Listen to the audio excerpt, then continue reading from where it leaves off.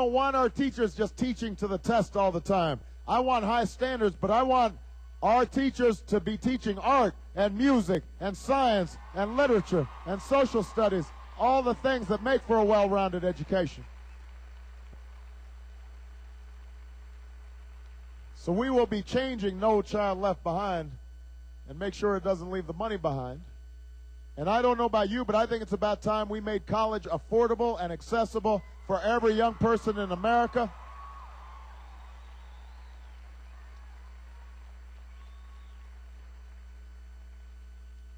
Yeah, I've already proposed we're going to have a $4,000 tuition credit every year for every student. But you know what? We're going to ask something in return for those students.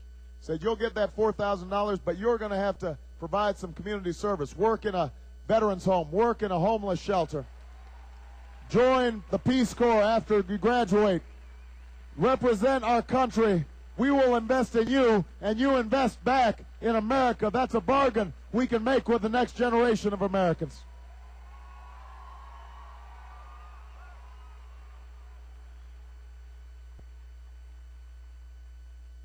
If you are ready for change, then you can elect a president who was against this war in Iraq from the start, will bring this war to an end, will bring our troops home, and will refocus the fight on Al-Qaeda in Afghanistan. They are the ones who killed 3,000 Americans. We have been distracted, and we have to refocus our attention on winning against those who would do us harm. But you know what? I don't want to just end the war in Iraq. I want to change the mindset that got us into war.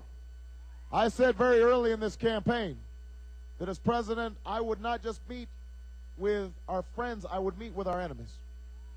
That I would talk not just to those that we like, but I would talk to those we do not like. And, you know, I was scorned in Washington. You can't do that. That would be terrible. And I said, you guys haven't paid attention to our history. Remember what John F. Kennedy said. He said, never negotiate out of fear, but never fear to negotiate. And the American people and the people of Nevada understand that strong presidents and strong countries talk to their adversaries and tell them where America stands and try to resolve differences without resort to war. That's what I will do as President of the United States of America.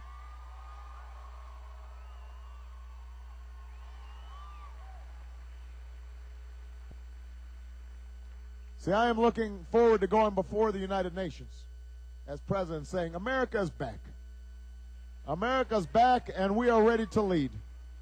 And yes, we will lead militarily. As commander-in-chief, I will do whatever it takes to keep you safe.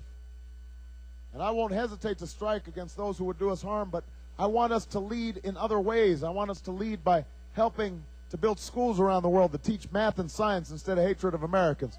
I want to lead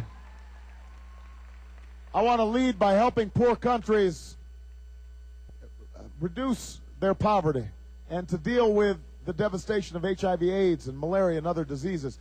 I want to lead by bringing an end to the genocide in Darfur, because we're not a nation that turns a blind eye to slaughter. That's leadership.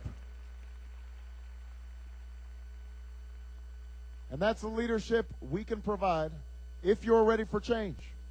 If you are ready for change. Now, I've been talking about change since the beginning of this campaign.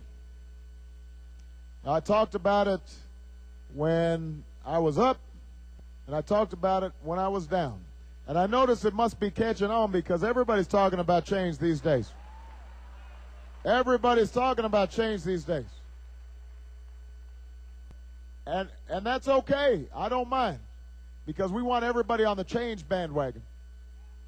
But you've got to ask yourself, who's best equipped to bring about the change that you're looking for, not just in your own lives, but in the lives of this country. You know, a lot of people, after we won Iowa, they said, well, yeah, okay, Obama can make a good speech, and he's inspired new voters, and he's got a lot of good policy ideas, but you know what? He's got to spend more time in Washington. You know, we haven't stewed him and seasoned him enough. We haven't boiled all the hope out of him yet.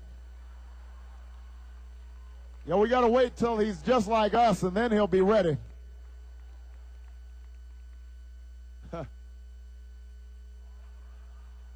But you know what? The people in Iowa didn't buy that argument. You're not buying that argument because you understand that the biggest gamble would be to expect the same old folks to do the same old things over and over and over again and somehow get a different result. That's a gamble we cannot take. That's a risk we cannot afford. We need to turn the page and try something new. Write a new chapter in American history. That's why I'm running for President of the United States of America.